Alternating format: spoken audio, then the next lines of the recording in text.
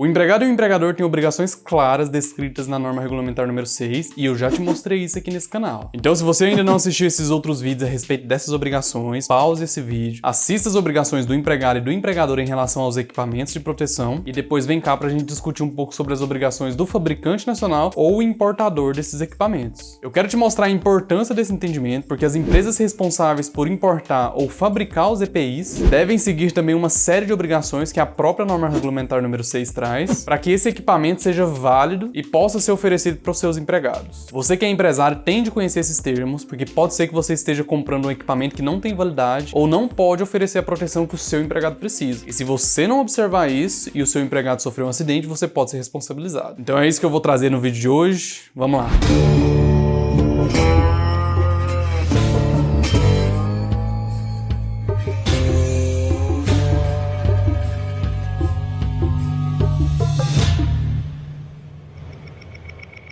Meu nome é Gabriel Pacheco, sou advogado trabalhista, mas você que é inscrito já sabe disso, né? E para você que não sabe, o meu intuito aqui é evitar com que a sua empresa sofra condenações na Justiça do Trabalho. E te ajudar também a entender que as normas de saúde e segurança do trabalho aplicáveis à Justiça do Trabalho estão vigentes para proteger a saúde dos seus empregados e garantir que a sua segurança como empregado na atividade da empresa seja sempre preservada. Eu tenho exercido uma advocacia preventiva para ajudar muitas empresas a continuarem funcionando, mesmo depois de alguns acidentes terem acontecido dentro das suas instalações.